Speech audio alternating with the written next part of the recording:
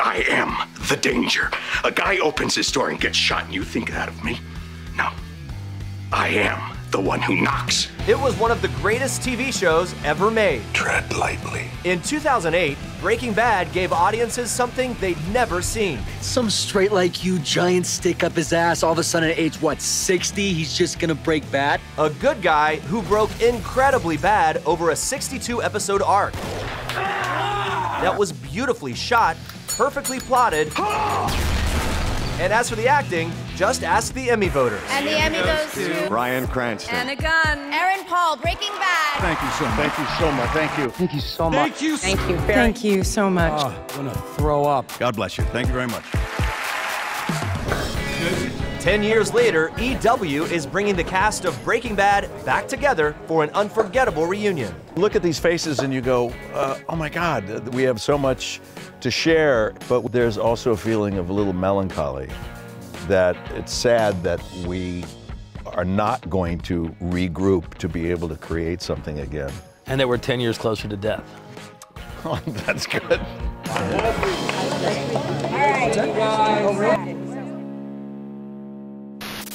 The following program. Modern style.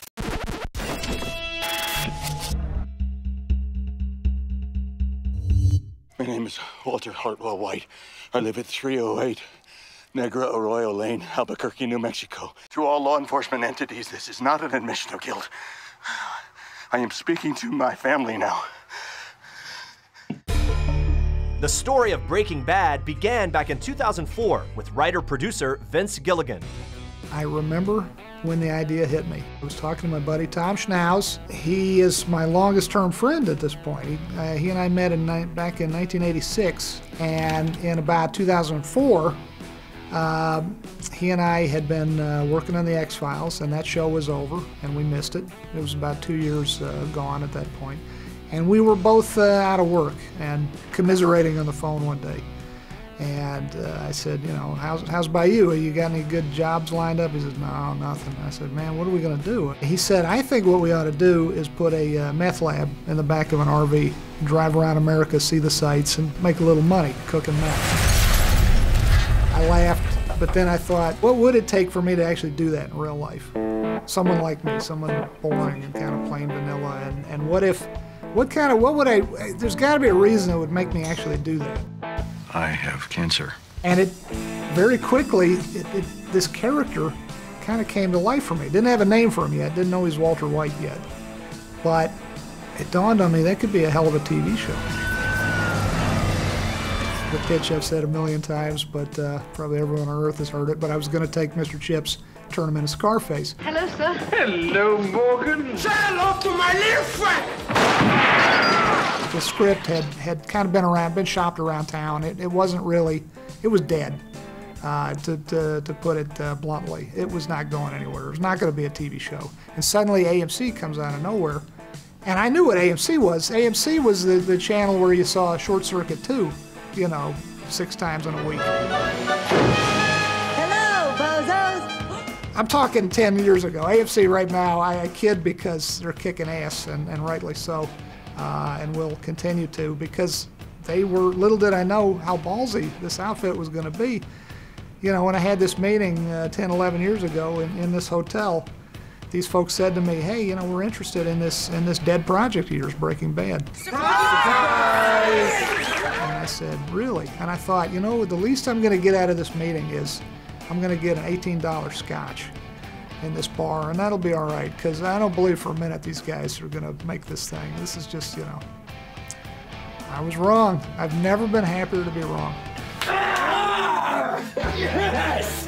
Yes! AMC greenlit a 7-episode first season. Next, Gilligan needed to find an actor with the chops to turn Arthur Chipping into Tony Montana. It dawned on me pretty early. This character needs to be played by someone who is very arresting, has a great deal of charisma. Actually, it's just basic chemistry, but thank you, Jesse. I'm glad it's acceptable. And I thought back to this actor I'd worked with on the X-Files.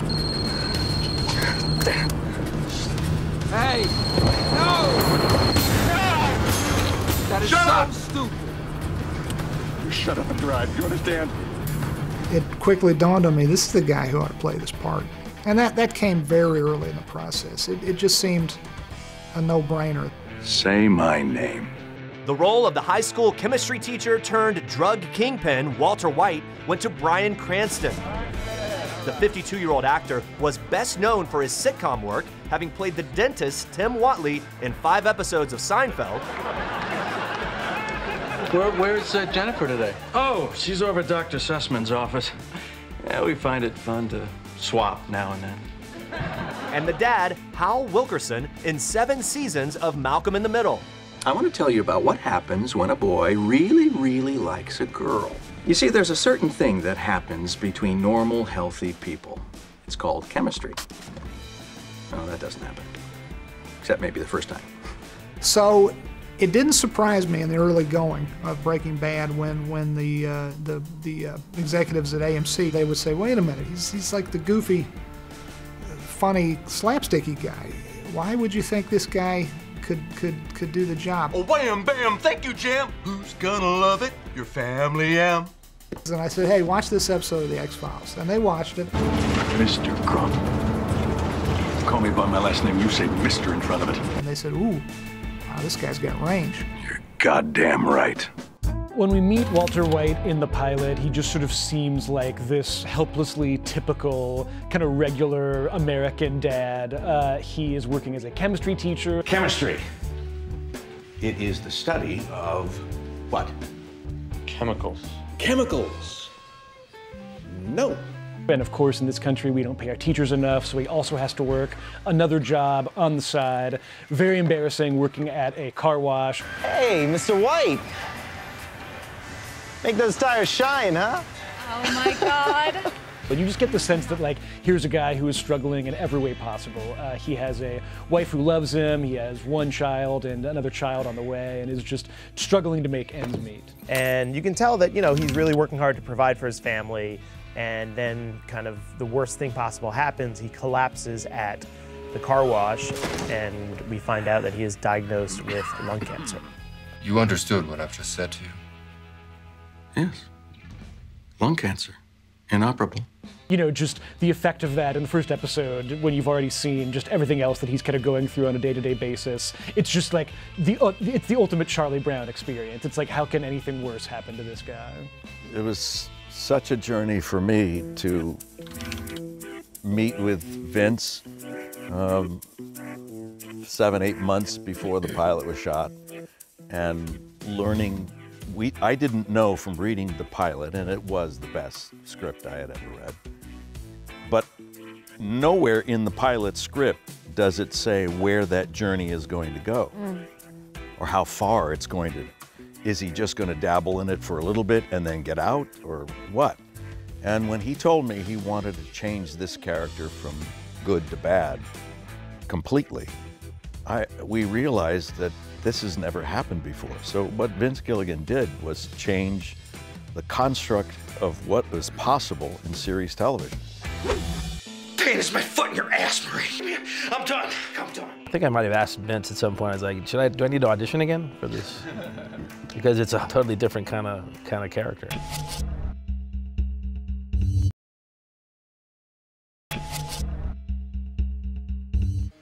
Well, technically, chemistry is the study of matter. But I prefer to see it as the study of change. In 2007, AMC greenlit a 7-episode first season of Breaking Bad, with creator Vince Gilligan at the helm. Look at that. Bryan Cranston signed on to play the soon-to-be iconic Walter White. That is veggie bacon, believe it or not. 0 cholesterol, and you won't even taste the difference. The role of Walter's wife, Skyler, went to Anna Gunn. Like Cranston, the 40-year-old actress had guest starred on Seinfeld. You're acting very mysteriously. Well, I'm very mysterious by nature. A lot of women find that attractive. I find it annoying. But Gunn was probably best known for her 2 seasons as Martha Bullock on the critically acclaimed Deadwood. May I introduce my wife, Martha? How do you do? How do you do? When we meet Skyler White, she's currently pregnant with their 2nd kid. you get the feeling that, okay, they've been married for a long time. Like any married couple, they're kind of, maybe a little too settled in their ways. I do not like it when you don't talk to me. Well, I remember reading the pilot and just thinking it was one of the most brilliant pieces of writing I'd ever read. Worst that you can do is shut me out. And Skylar fascinated me because I could tell she was going to turn into something. I didn't know what, and the mystery of that was great, and Vince gave me just enough. He titillated me with just enough in terms of where she was going to go that I went, okay, got it. When he said she's going to be Carmela Soprano but in on the crime. I'm a bookkeeper, so I know what money laundering is. And that's literally how he put it. I went, okay, good talking to you. That was it. So, how'd it feel to be on? How does it feel to be a smartass? Good. Walt and Skylar's son, Walt Jr., was played by 16-year-old newcomer RJ Mitte. Walt Jr. is a high school-aged kid. He has cerebral palsy, but he seems like he's a pretty cool and together kid. What the hell is this? Hey. Veggie bacon. We're watching our cholesterol. Eat it.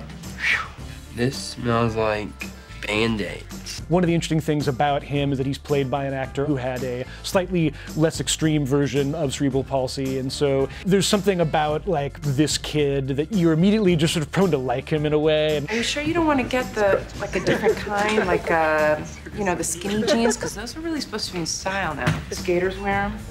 Do I look like a skater?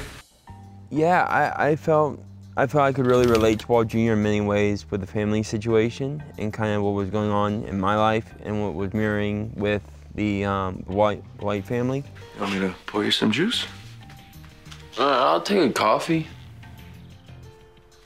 Didn't know you started drinking coffee. Yeah.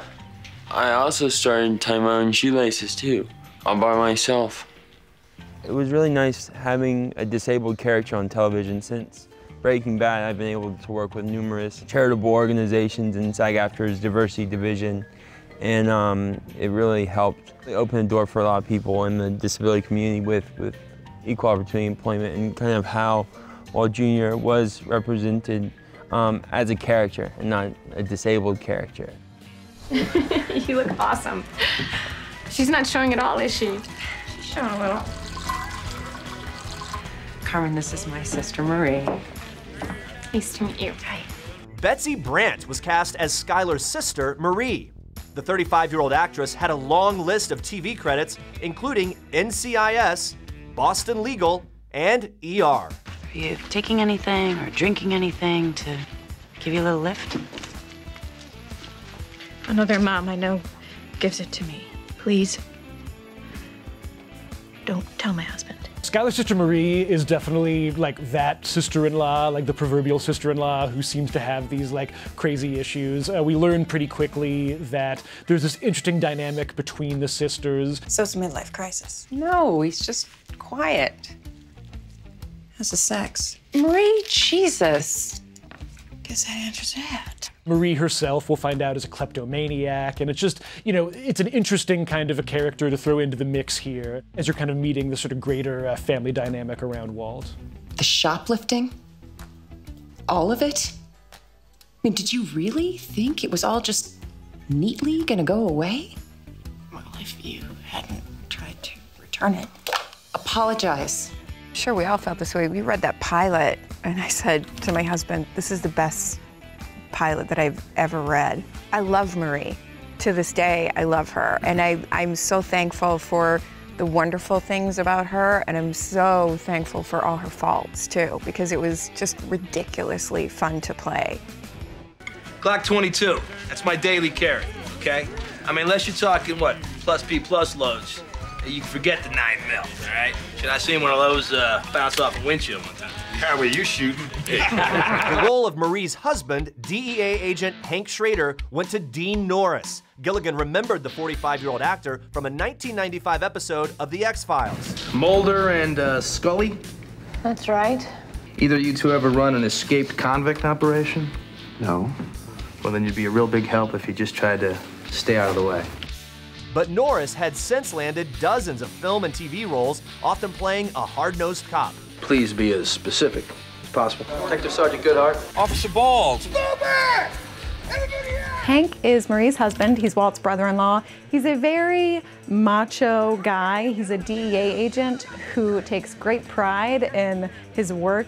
He's big on bragging. Buddy, I am the brains and the brawn. I'm the whole package. I think one of the most interesting things for me, I kind of mentioned to you on our little, was the fact that he kind of went from a comic kind of buffoonish character, which was fun to play. Some dude goes by Captain Cook. Says he always adds a dash of chili powder. You exuberant Mexicans. To somewhere in the, third season, becoming a much more tragic character. It's supposed to hurt. Pain is weakness leaving your body. Pain is my foot in your ass, Marie. I'm done. I'm done. And it's rare that you get to kind of do that kind of an arc in anywhere, to be honest with you. So I think I might have asked Vince at some point. I was like, do I need to audition again for this? Because it's a wholly separate, not a separate, but it's but it was a totally different kind of character, and it was fun to do that kind of arc. So. Want to cook? I love this kid so much, but when I first read this script, I had no idea where he was going. I mean, he was supposed to die at the end of the first season. What the hell, man?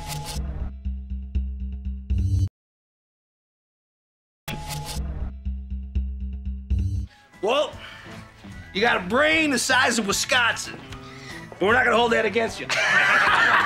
In 2007, Breaking Bad was greenlit, and creator Vince Gilligan began putting together a group of actors that would eventually become a family. Look, I don't know what you think you're doing here. I mean, if you're planning on giving me some bullwinder about getting right with Jesus or turning myself in. Not really. High school was a long time ago. Okay, you ain't welcome back, Cotter, so step off. Rounding out the cast was Aaron Paul as Walt's former student turned business partner, Jesse Pinkman. The 29-year-old actor had landed a string of small roles on big shows like Beverly Hills 90210, ER, and The X-Files. Oh God, it's happening to me. Come on now! But daytime TV fans may have remembered Paul from his 2000 appearance as a contestant on The Price is Right. You're the man, Bob! You're my idol!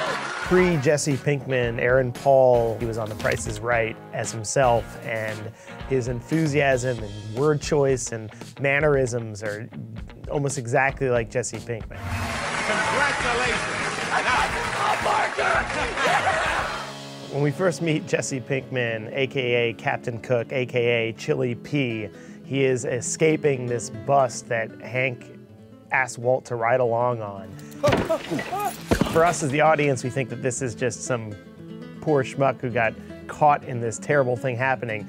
But to Walt, it's Pinkman. Pinkman? His former student and someone he knew from teaching chemistry. Honestly, I never expected you to amount to much, but methamphetamine? I didn't picture that. There's a lot of money in it, huh? And that gives Walt the idea to team up with Jesse. He goes to him with this idea that he wants to get into the whole drug industry, and that's how their partnership begins. You want to cook crystal meth? You and me.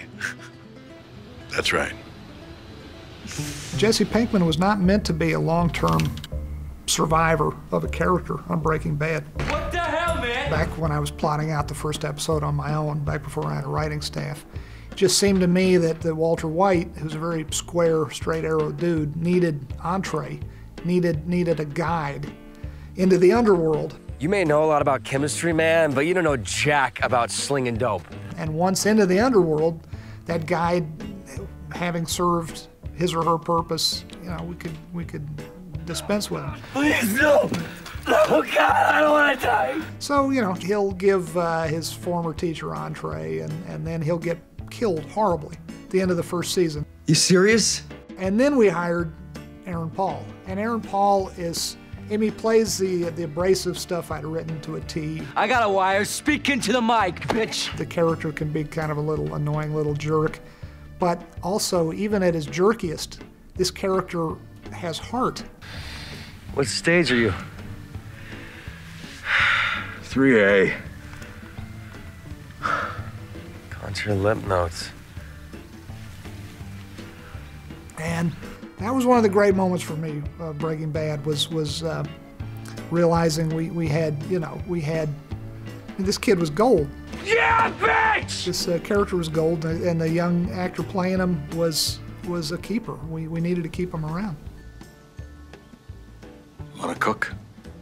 To start with Jesse, I mean, I love this kid so much, but when I first read this script, I had no idea where he was going. I mean, he was supposed to die at the end of the first season, so I don't think, Vince didn't know where he was going, the writers didn't know where he was going, and so, but where they took him was just such a brutal struggle, this journey that he went on, that I went on, that we all went on. It was incredible,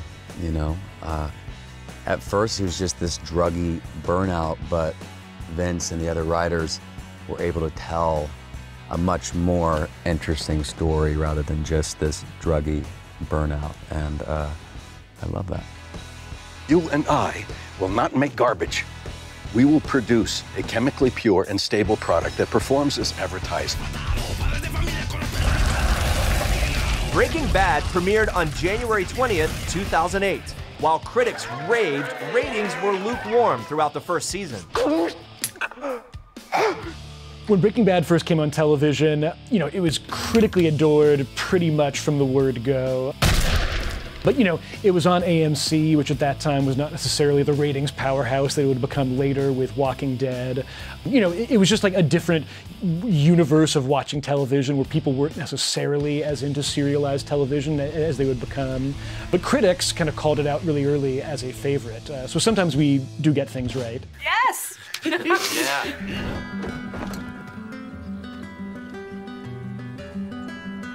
Yeah, nothing but cows.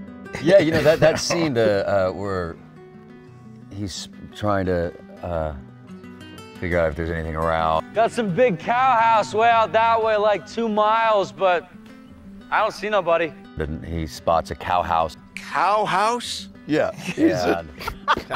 He's like, cow house? He's like, yeah, cows, where they live. Yeah, where they live. A cow house. A cow house, like he's the idiot, Oh, whatever, man.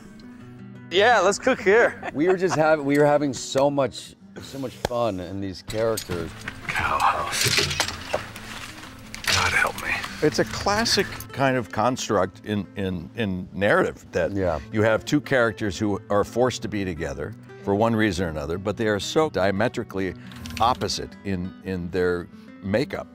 And to have that come together so quickly and be so obvious in the opening episode was a striking gold. Remember, it's the first time you ever saw Gus do anything that nefarious by his own hand. And he did it for a reason.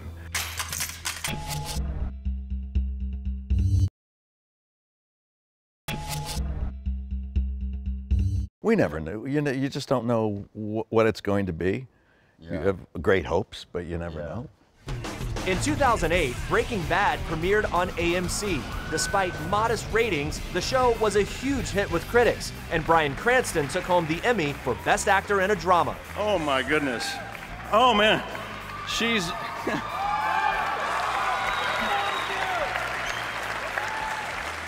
She's bald too. During season 2, creator Vince Gilligan began adding a few new characters. You don't want a criminal lawyer, right? You want a criminal lawyer. The role of criminal attorney Saul Goodman went to Bob Odenkirk. Hi, I'm Saul Goodman. Did you know that you have rights? The Constitution says you do, and so do I. The 47-year-old actor started out as a writer on SNL, but was most recognizable from his own sketch comedy series, Mr. Show with Bob and David. Hi, I'm Don Pratt, and I want to help you with anything. I can do chores, listen to your stories, or just mess around with you. And for playing the fast-talking agent Stevie Grant on The Larry Sanders Show. I'm just exercising my right to be the best I can be. That's what America's all about, okay? That's what makes it a great company. Country. What did I say? He is kind of very much the comic relief of Breaking Bad. He is a ambulance-chasing crooked lawyer who, you know, knows the underbelly of the Albuquerque crime world and is willing to exploit it for his clients as long as his clients have the money to pay him. I'm a lawyer. Even drug dealers need lawyers, right? Especially drug dealers. I mean, it was a blast and a challenge to play Saul in Breaking Bad. It was funny. Oh, look at you. Should I call the FBI and tell them I found D.B. Cooper? And it was a very energized character, and it was great fun to play it, and also to get, like I say, a challenge to get in a room with, you know, these actors on this level. Let's start with some tough love, all right? Ready for this? Here goes. You two suck at peddling meth, period. What you two need is an honest-to-God businessman, right? I was used to being around clowns. You still are. Idiots. Children playing with mud pies. And then I was suddenly in this top-notch, surrounded by these people. You know someone like that? Let's just say I know a guy who knows a guy. Can I help you, sir? Master meth distributor and fast food chain owner Gustavo Gus Fring was played by Giancarlo Esposito. The 51-year-old actor had a long list of film and TV credits, but was probably best known for his work with director Spike Lee in Malcolm X, Mo Better Blues, and Do the Right Thing. Rarely do I see any American Italians eating in here. All I see is black folks. So since we spend much money here, we do have some say.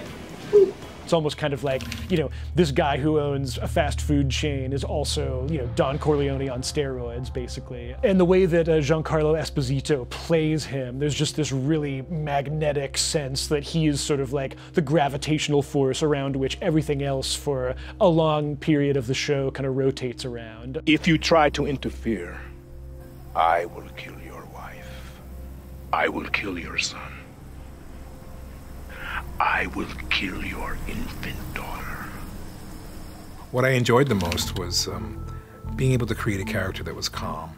And I didn't quite know how to do that. So most enjoyable was to figure out how to drop my spirit and to be calm and to be observant of everyone else and to take time before I spoke and to develop a very methodical way of speaking. I didn't know how to do it, but I'm a practicing yogi, so breathing. Breathing really helped. I don't think we're alike at all, Mr. White. You have poor judgment. And in that second episode, the end of season 2, was a stage direction, which said, hiding in plain sight. And this brought up so much for me in my imagination into what Gus could be. And I thought, oh, this is the way to go. Gus, you do this. All you'll have left is an $8 million hole in the ground. Without a doubt, something that sticks in my head was when Giancarlo takes that box cutter out. You kill me, you have nothing. And dispatches that one guy. God. Let us just go back to work. We'll just pick up right where we left off.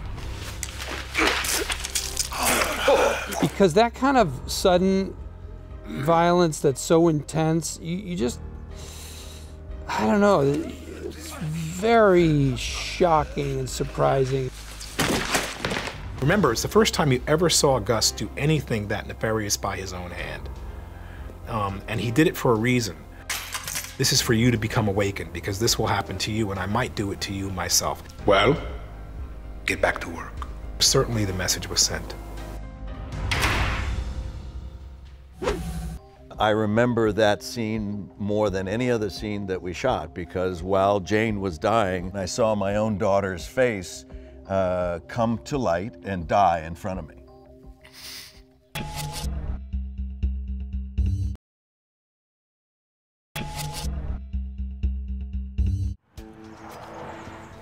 It's Jane, right? Well, Jane, I gotta say, this place is awesome. Really? Does it inspire awe? The second season of Breaking Bad also introduced 28-year-old Kristen Ritter as Jesse's short-lived girlfriend, Jane Margolis. We should do something. Yeah, we should. No, something else.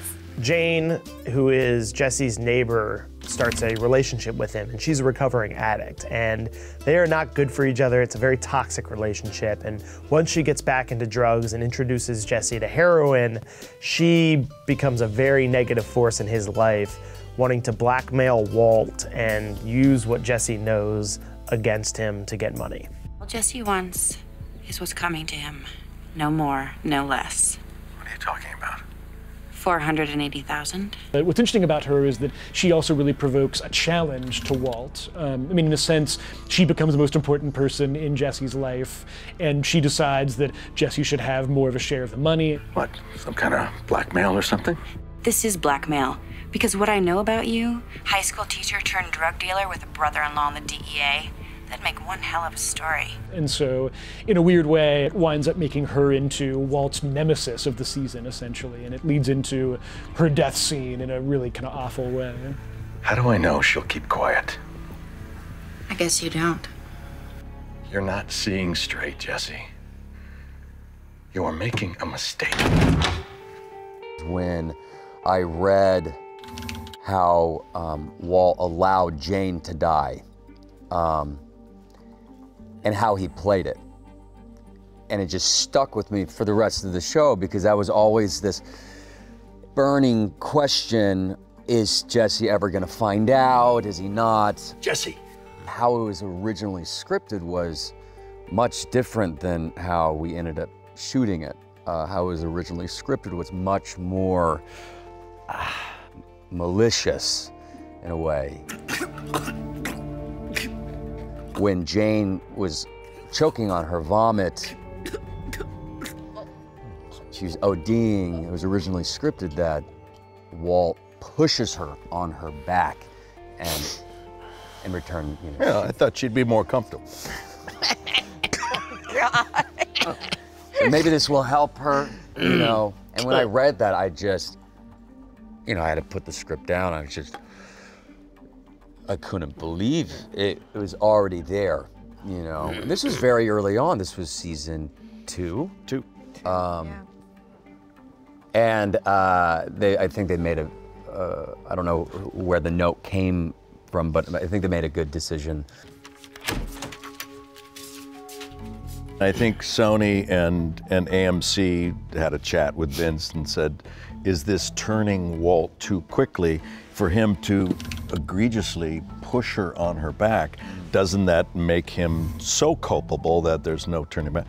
And it ended up where Walt was trying to shake Jesse awake, and in that jostling of you, Jesse, wake up! She flops to her back, which she starts choking, and then she eventually dies. And in my experience, there's something that happens. We were talking about it earlier about your body and your emotions. When you are voluntarily putting them through something traumatic, your body and emotions don't recognize that you're acting. You're still going through trauma. Yeah. And I remember that scene more than any other scene that we shot, because while Jane was dying, I'm seeing Kristen Ritter giving her all, and her face then kind of blends away, and I saw my own daughter's face come to light and start and die in front of me. Was so upsetting that, and you couldn't shake it, but one of the things that I wrote when I was doing my work before the scene of what could be possible emotionally is that, why should I save her? Well, she could be my daughter. She's young, and somewhere in my subconscious that just came to the conscious level, and there she was. I saw my own daughter dying in front of me, and to this day that makes my heart feel heavy.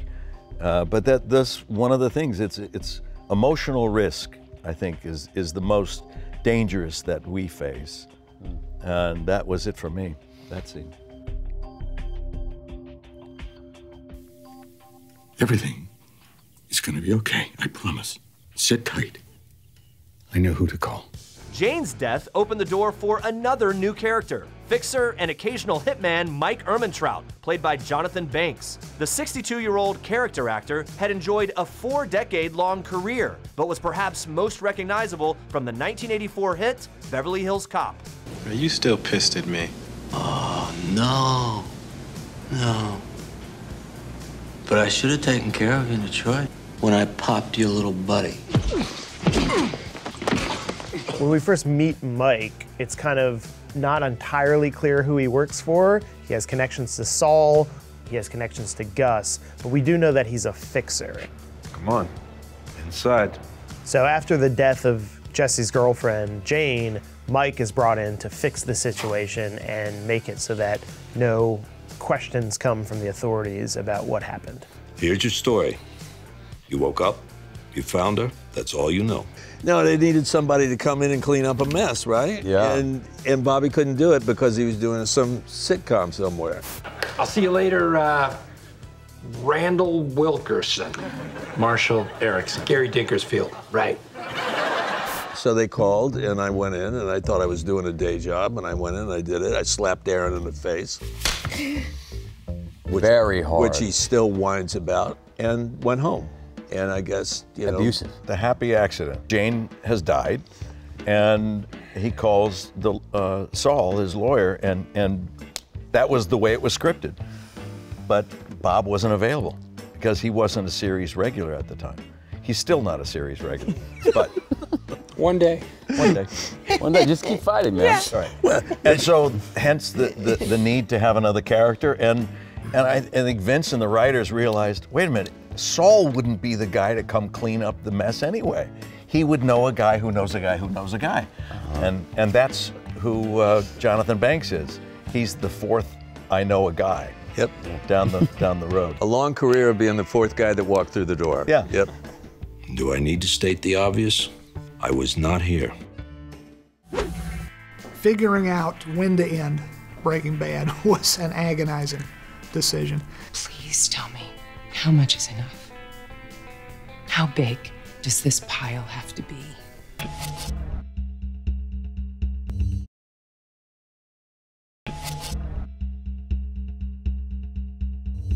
Everybody, to Walt, Nostrovia. In 2008, Breaking Bad premiered to rave reviews, yet mediocre ratings.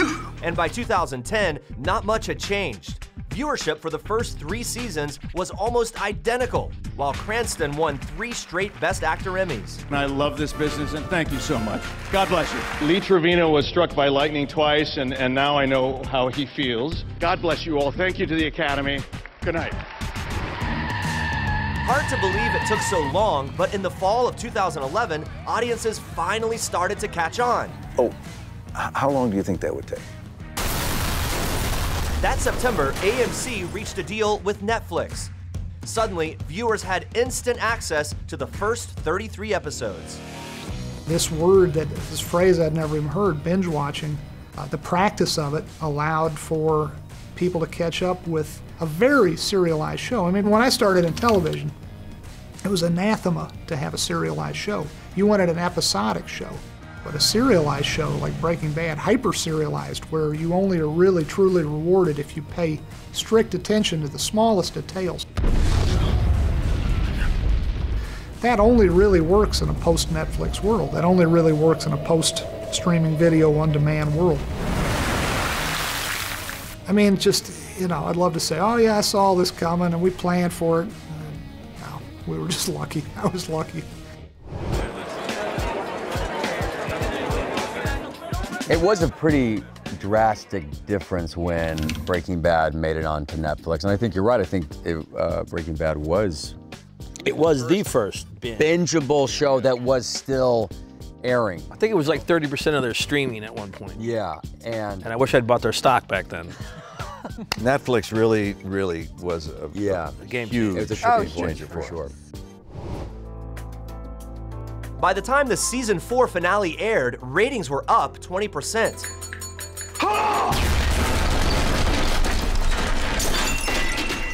And nearly 2 million tuned in to see Walt end his 2-year feud with Gustavo Fring. For me, there was a sadness, but yet a relief. at letting this character go, because I felt like, you know, it's time. It's time to go. This is Walter White's journey, and Gus has been a really wonderful nemesis. I felt like I was leaving something behind with Gus that people could really enjoy. And if I could do that, then my time is done. My job is done. What happened? I won. In 2012, it seemed like the entire country was binge-watching Breaking Bad. And that July, almost 3 million were glued to their sets for the premiere of the 5th and final season. Yeah, bitch! Magnets! Oh! AMC ultimately decided to greenlight it for a slightly longer 5th season of 16 episodes, and they split it up into 8 and 8. So it was essentially 2 shorter seasons rather than just 1 single season running along. And Vince Gilligan has sort of talked about how he almost kind of felt there was a need in the first half of season 5 to reset the show, set the board, so then he could kind of get to the ending that he was sort of hoping for in the back half of the season. Well, what happened there?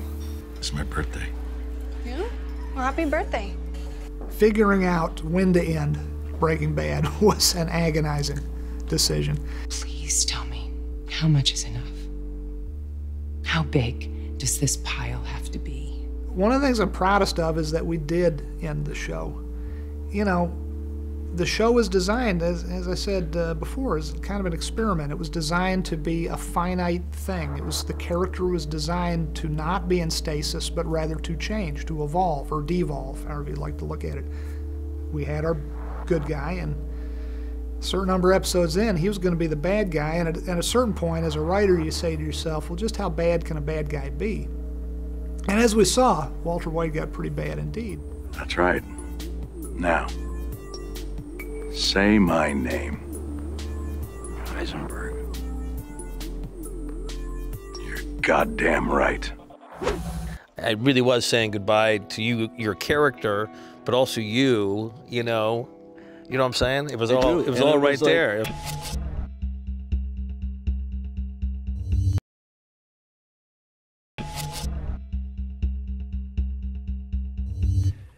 Skylar, bring the kids here. And then we'll talk. That is not going to happen. After nearly a year-long hiatus, the second half of season 5 premiered in August 2013. I don't know who you are. And almost 6 million viewers tuned in. Then maybe your best course would be to tread lightly. What's interesting about when you get to the back half of Breaking Bad's final season, you had this incredible just feeling that a show that had been a kind of critical darling and it had sort of like a smaller but devoted fan base, suddenly, you could just feel that there was this excitement brewing around it. It's like, it's comparable to how people feel now about like the final season of Game of Thrones. There was just this feeling that people were talking about it all the time and wondering, what would happen to Walt and what would happen to Jesse and what would happen now that Hank knows who Walt is. I think the best testament any of us who are so inside and connected is that we could not accurately predict from one episode to the next what was going to happen. Right. How is that possible? When you read a script and you go, I didn't see that coming. I didn't know that. I didn't know it was going to go that way. Yeah. It was a journey. Every script was like opening a present. So you're here to confess?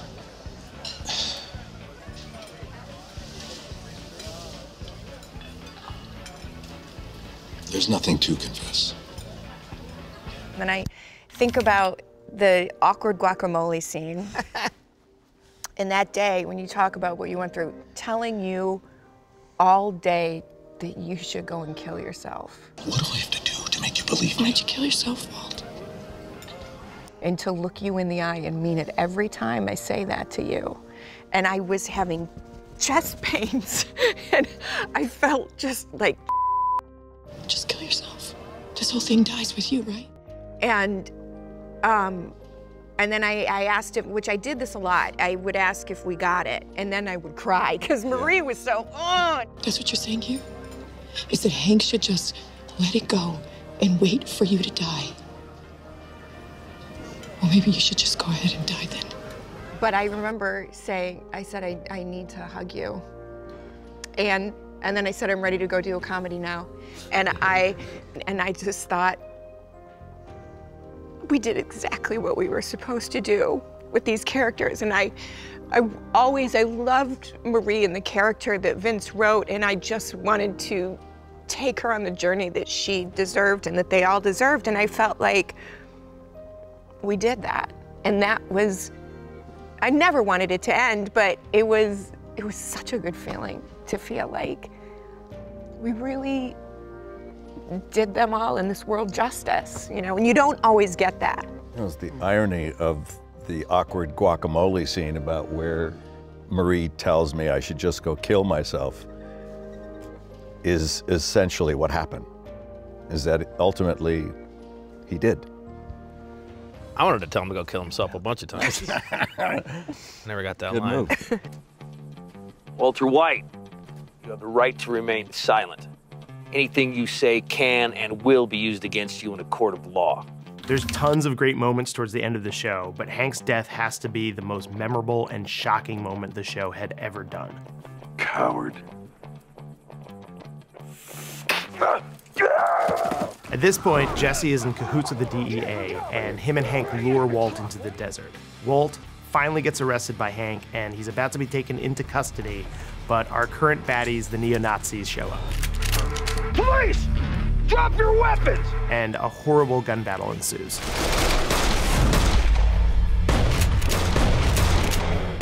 Hank's left on the ground, out of reach of his firearm.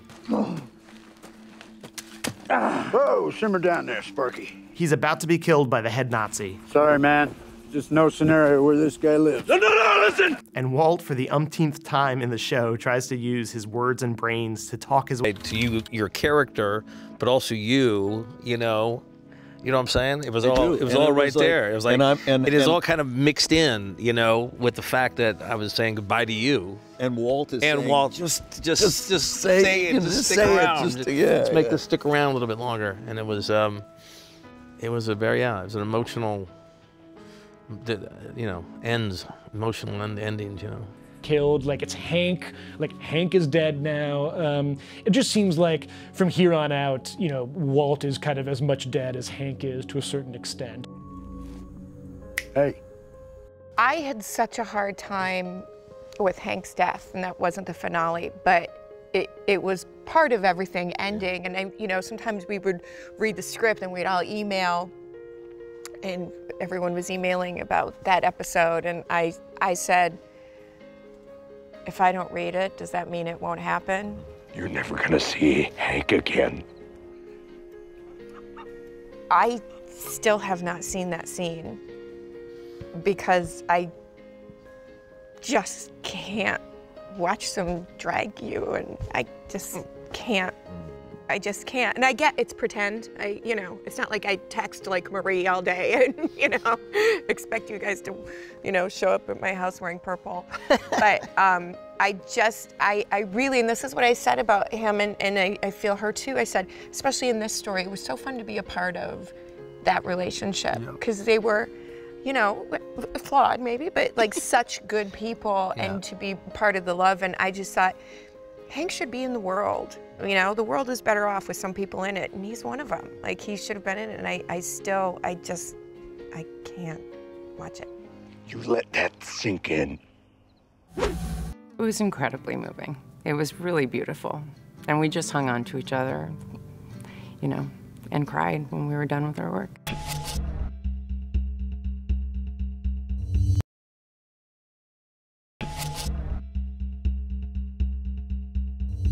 I thought, if people love this show that much, God bless them, I want to do right by them. After 5 seasons, 62 episodes, 58 Emmy nominations, and 16 wins, including 2 for Best Drama, Breaking Bad came to an end on September 29th, 2013. More than 10 million tuned in for one of the most highly anticipated series finales in TV history. I was dreading it because I just didn't want it to end. It came too quickly. When you're looking at 16 episodes to finish your story, and then it just came too quickly. Our feelings were were exacerbated by the fact that we were not just saying goodbye to our characters, we were saying goodbye to each other. That under those circumstances, we weren't ever going to be able to be in this situation again. So it was the actors saying, the real people saying goodbye, and the characters, it's a goodbye to them. So it was that effect was very profound. Whoa, what happened there? It's my birthday. Yeah? Well, happy birthday. The finale kind of circles back around to where we began season 5. You know, Walt, having turned 52, congratulations, last birthday ever. He's kind of returned to Albuquerque after he's been on the run, and he's returned with some unfinished business. Part of that business has to do with his family. At least y'all got to talk, though. You didn't have any dialogue in that last scene, in that last episode. If I have to hear one more time that you did this for the family. I did it for me. I liked it. You know, I mean, honestly, Walter White saying I did it because I liked it, I mean, that is like a massive pulling the rug out shocker. I was good at it. But also resonates and makes perfect sense, and there's just their ability to, Vince's ability to take all these elements, and they were talking earlier about surprising you with the next script and what's going to happen, and yet it makes emotional sense. I was alive. That's the trick. It doesn't come out as random. It doesn't come out as just throwing shit against the wall to surprise you or change things up. That's the real incredible trick that he did and continues to do. Before I go, may I see her? The most moving scene of that episode, just to be witness to on the set, I'll never forget, was the scene where Walt says goodbye to his baby daughter in her crib. That was one of the finest moments of acting by Anna Gunn and by Bryan Cranston. Of course it was sad. There was a real sense of watching an era, you know, and something extraordinarily lucky and important for all of us, you know, come to a close, but it came to a close in such a good way. It was incredibly moving. It was really beautiful. And we just hung on to each other, you know, and cried when we were done with our work, so. And then those guys had to go on. They were like, we're not done, get out of here. But it's all kind of leading up to this final showdown. Walt's such a meticulous guy. He knows that he has unfinished business with Uncle Jack and with the neo-Nazis. And we also know that he got that gun way back in the season premiere. What's he gonna do with that? The worst thing all was that damn M60 machine gun, because we planted that, and I would recommend to anyone starting out doing their own show, their own serialized show, don't get cute and put something like, ooh, the hero slash villain, you know, protagonist buys an M60 machine gun at the beginning of a season. What will he use it for? I have no freaking idea, but it sounds cool. Let's do it. We did that to ourselves. We painted ourselves into this corner, and one of the worst parts, as I remember, one of the moments I've never been more angry at myself, we'd be in the writer's room and we'd say, you know, okay, we got to pay off this machine gun. Walt bought that machine gun. And I literally, at a certain point, and this is why you need good people around you to keep you honest, I said, you know, let's forget the machine gun. The audience is not going to remember the machine gun. And they were like, are you crazy? So we stuck with it. We finally figured out the machine gun. But it was rough sledding for a while there. It was, I don't want to go through that again. Whew. Damn, man, this thing's a classic. Walt arranges to meet the Nazis. He drives to their compound. Kind of parks his car in this very specific way, and you're not really thinking about what that means precisely.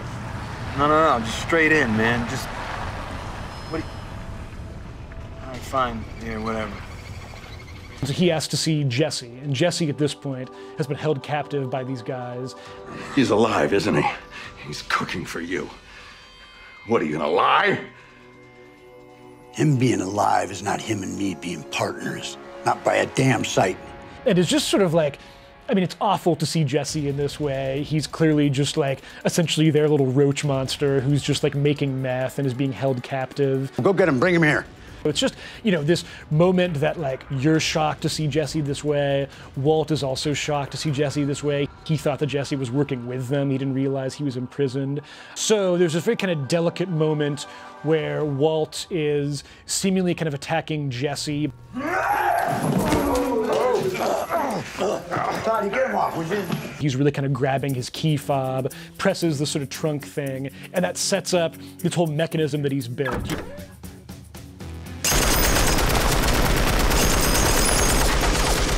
And in one of the most satisfying reveals of the show, this Gatling gun pops out of the trunk of the car, starts spraying the entire compound, and everyone who is not lying on the ground is completely and utterly decimated.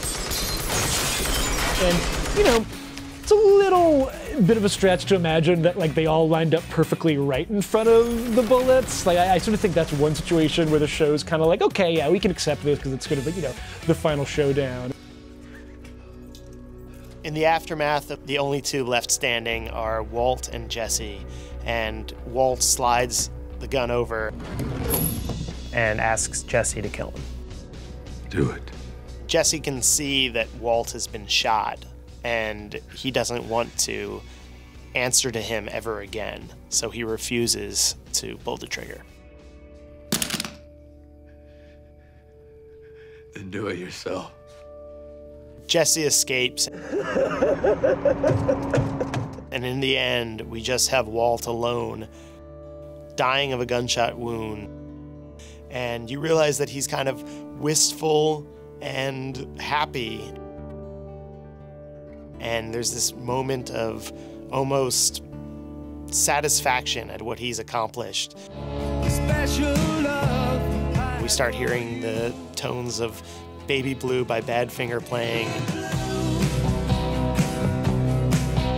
And you realize for Walt, this is it. Final shot of the show is the camera pulling up dead Walt on the floor as the police arrive. The ending is almost perfect because Walt does get what he deserves, as the song says, in the sense that he deserves to die. My own mom, Gail Gilligan, back in Chesterfield County, Virginia, a sweet, she'll kill me for saying this, as sweet a little old lady as you could hope to meet. You know, picture Aunt Bee from the Andy Griffith Show. And at the end of Breaking Bad, she said to me, "Why did you have to kill him? I really wanted him to get away." I was like, "Mom, are you kidding me?" I had no idea people were going to relate to this character like they did. And I got to tell you, hats off to Bryan Cranston. It's all due to Bryan Cranston for being so sympathizable. We started Better Call Saul. I was walking around a lot going, where is everybody? Aren't they going to come from around the corner?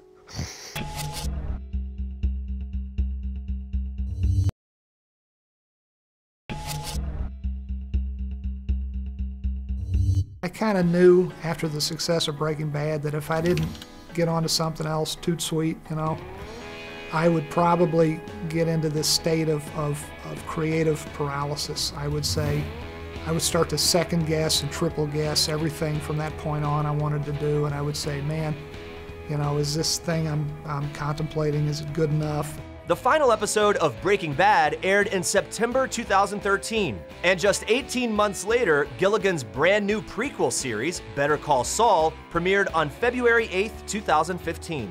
Frankly, I don't go looking for guilty people to represent. I mean, who needs that aggravation, right? We rolled right in. I think we finished a mix on a Friday, the last Breaking Bad. We rolled into the writer's room on the following Monday, as I recall. Better Call Saul. It was the best thing we could have done because it kept us moving, and for me, that was what I needed. Better Call Saul takes place 6 years before Saul Goodman, aka Jimmy McGill, first meets Walter White. What the hell kind of math is that? 700 per defense. No. Defendant. Dent. 3 defendants, 2,100, which, by the way, bargain what I did for them. They going to jail, ain't they? Sausage, when does that matter? What can I say? My show, the story is still going on for me, so. But there's a pretty big leap there between the Saul in Breaking Bad and the Jimmy McGill Saul of Better Call Saul. So, I mean, you only saw one dimension of him pretty much in Breaking Bad. So this show was a setup, and then this has been a massive journey about the many sides that they brought to this character in this second show. Better Call Saul is almost kind of like his origin story in a way. But of course, the most interesting and most compelling person who transferred from Breaking Bad to Better Call Saul as a supporting character is Mike Erman Trout. You want to know why I didn't take that money? Is that what you're asking? Yeah, that's what I'm asking. Me personally, I was hired to do a job. I did it. It's as far as it goes. For Bob and I, it continues. It's hitting the lottery. It's whatever cliche you want to use. And it is painful by the time you get to the end of the couch to be with you guys. Me, what the is this? I don't know where that came from. When Bob and I started, we started Better Call Saul, I thought there was a ghost on the lot. Bobby was nervous. Bobby couldn't talk. Bobby was this. He was going into the show. But I was walking around a lot going, where is everybody? Aren't they going to come from around the corner? I didn't know I was going to do this. Oh, I haven't had enough sleep. That's probably what it is, y'all. How good. How lucky. And I love Mike. My favorite scene was killing Mike Ermentrout. This whole thing could have been avoided. Shut the up. Let me die in peace. And if took you long enough, you want to bring that up? You know what? We're going to do some kick-ass right now. Talk later. It's been 10 years since Walt's first cook, and Breaking Bad remains on the short list of the greatest TV dramas ever made. I think that it's got a timeless aspect to it because of what it explores about human nature and how it delves into the human psyche. And again, I'm sorry, I'm getting choked up because it just reminds me of filming those scenes and how real and terrifying and heartbreaking and all of it was. And yeah, very lucky to have had that. Oh my God, they really have gotten older, haven't they? I love these people, you know. I feel blessed to have shared this incredible experience that is Breaking Bad with each and every one of these people. I remember when we were shooting the first season, Dean and I were talking, he goes, you know, in 10 years, we're gonna look back and say, God damn it, I used to be a part of Breaking Bad. and now it's crazy that 10 years has passed and I am still constantly thinking that, you know? It's like, wow, how lucky we all are. It's like, you know, as the great philosopher Kenny Rogers once said, you gotta know when to hold them and you gotta know when to fold them. And, you know, we folded them, and I think in hindsight we did it at the right time. You don't want to leave the party. You don't want to be the last guy at the party with the lampshade on your head and everybody's like, when's he gonna get the hell out of here? And so it was better to leave them wanting a little more. He created a realm of storytelling that opened up to the world what was now possible. That the box that you thought you were in before can be completely obliterated. And we're seeing derivatives of Breaking Bad, you know, in many ways. And I find it flattering. Flattering in many ways. You know, I mean, people have said it was the best show ever on television. You know, You can argue that, I guess. No, you can't. But we came. If we're not the best show, if you guys weren't the best show ever. That's for other people to determine. No, it's for me to determine. You are Bertie. Determine it. Thank you so much for taking the time. Thanks, Dan. Thank you. Thank you, Dan. Thank you, Dan. I don't want. I mean, can we just keep talking or?